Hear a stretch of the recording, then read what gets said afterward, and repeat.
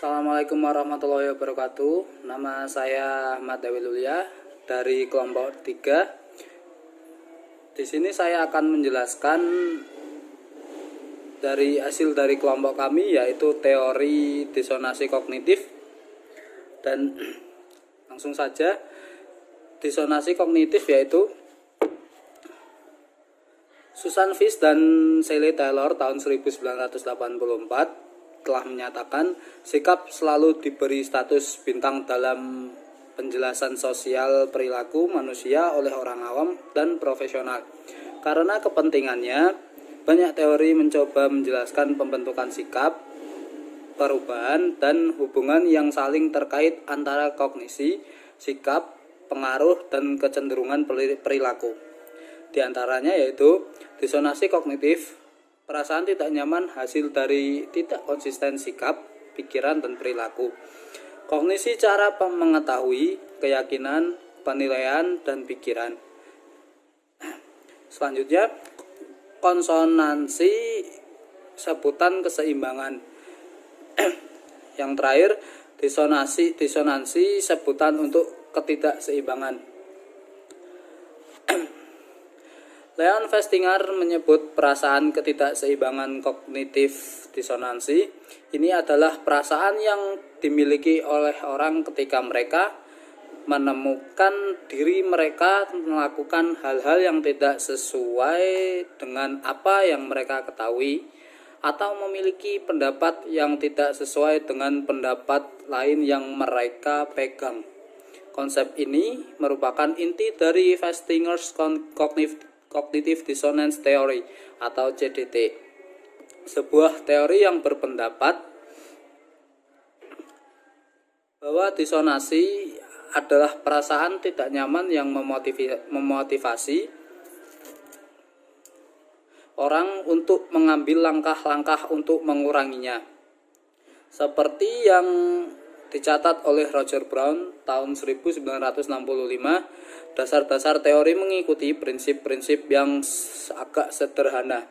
Contohnya, suatu keadaan disonansi kognitif dikatakan sebagai keadaan ketidaknyamanan atau ketegangan psikologis yang memotivasi upaya untuk mencapai kesesuaian. Elemen-elemen kognitif ini berhubungan dengan hal-hal nyata atau pengalaman sehari-hari di lingkungan sekitar dan hal-hal yang terdapat di dunia psikologi seseorang. Terdapat dua macam hubungan antar elemen. Yang pertama, hubungan yang tidak relevan.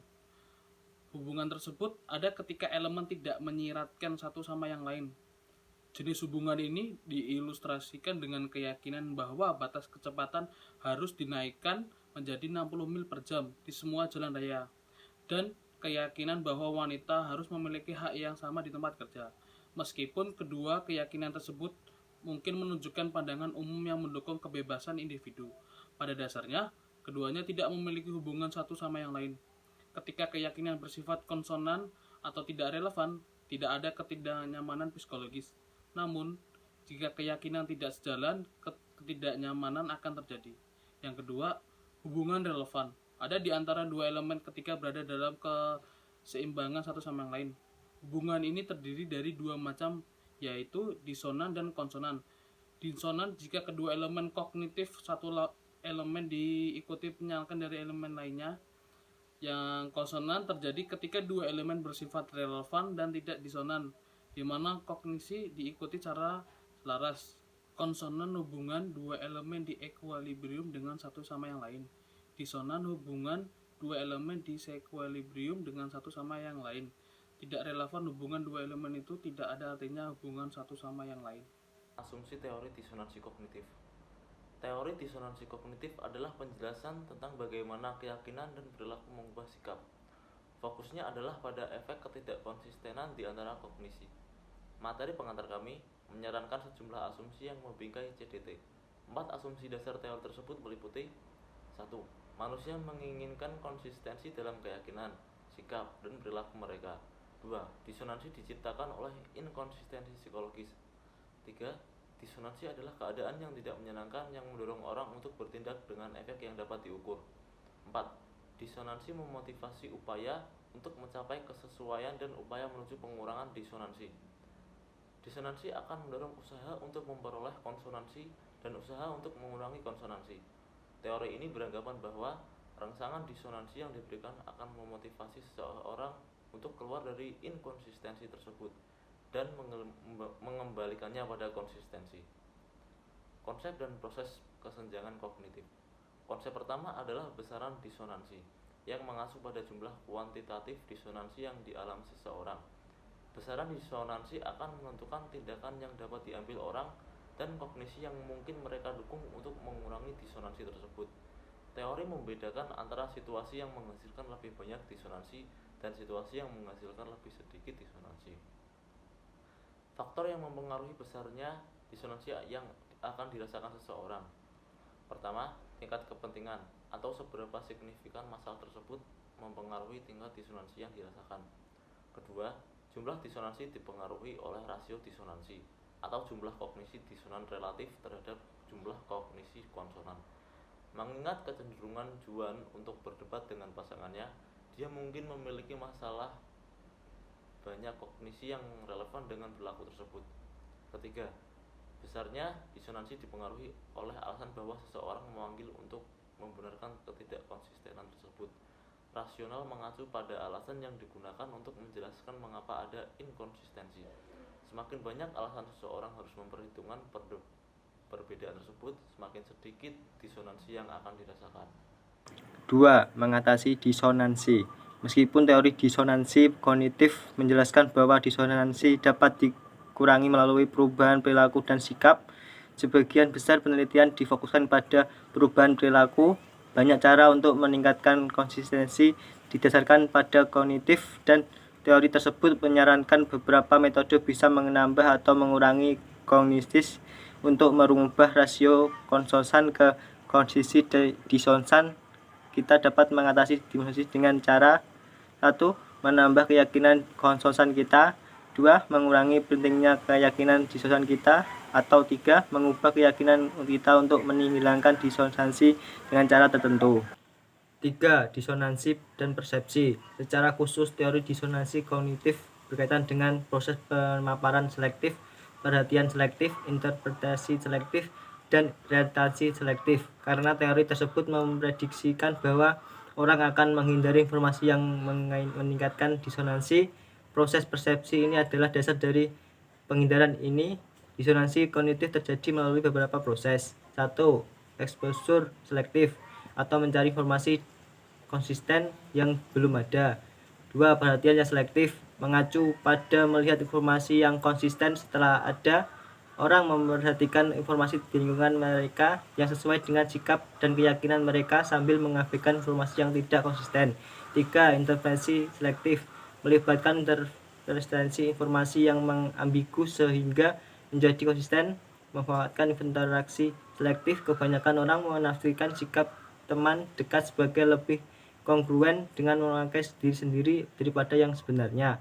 Retensi selektif mengacu pada mengingat dan mempelajari informasi yang konsisten dengan kemampuan yang jauh lebih besar daripada yang kita lakukan pada informasi yang tidak konsisten.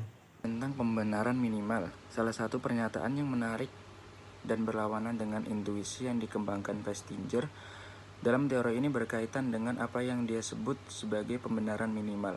Pembenaran minimal berkaitan dengan menawarkan hanya intensif minimum yang diberlakukan untuk membuat seseorang berubah.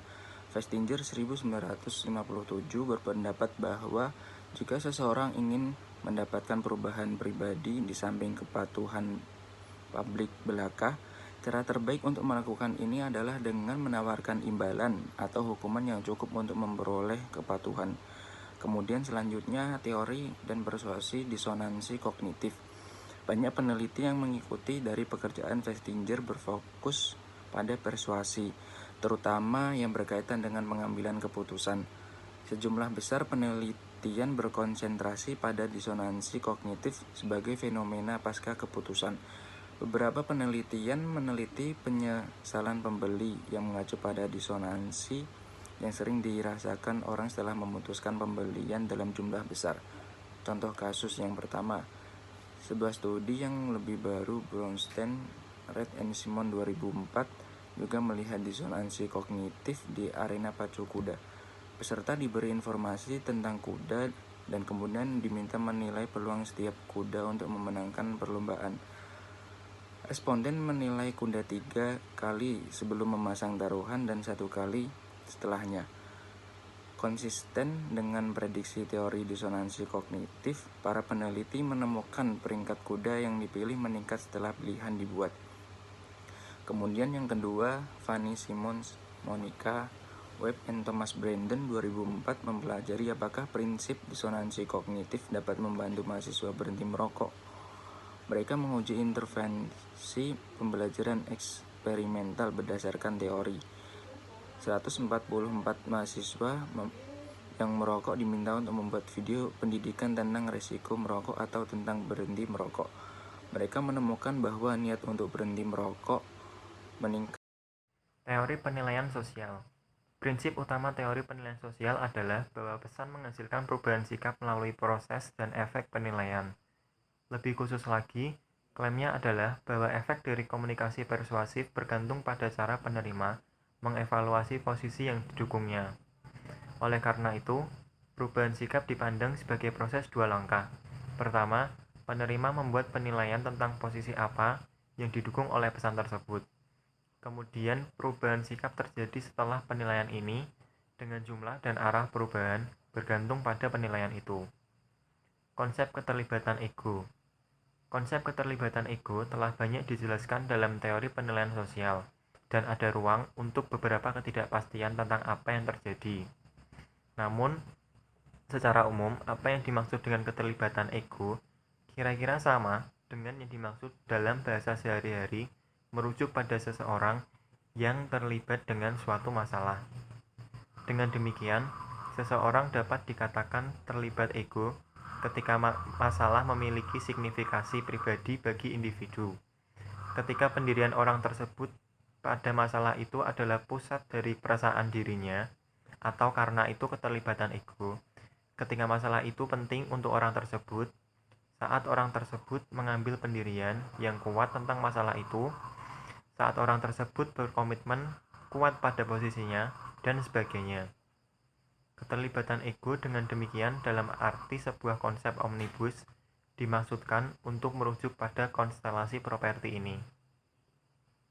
Lalu ada efek perubahan sikap. Apakah penerima akan mengubah sikap mereka? Setelah penerimaan komunikasi persuasif dikatakan oleh teori penilaian sosial untuk bergantung pada posisi pesan yang dianggap mengadvokasi, yaitu lokasi komunikasi yang dirasakan sehubungan dengan garis lintang penerimaan, penolakan, dan tanpa komitmen. Prinsip umum yang ditawarkan oleh teori penilaian sosial adalah sebagai berikut. Komunikasi yang dianggap mendukung posisi yang berbeda dalam garis lintang penerimaan atau tidak adanya komitmen akan menghasilkan perubahan sikap ke arah yang dianjurkan, yaitu ke arah yang dicari oleh pesan. Tetapi komunikasi yang dianggap mendukung posisi yang berada dalam garis lintang penolakan tidak akan menghasilkan perubahan sikap dan bahkan dapat memicu perubahan sikap atau bumerang, yaitu berubah ke arah yang berlawanan dengan yang dianjurkan pesan. Teori penilaian sosial menunjukkan bahwa dengan meningkatkan ketidaksesuaian perubahan sikap yang lebih menguntungkan akan terjadi sampai suatu titik, yaitu garis lintang penolakan. Namun, di luar titik tersebut, peningkatan ketidaksesuaian akan menghasilkan reaksi yang kurang menguntungkan. Memang dapat menghasilkan perubahan sikap bumerang.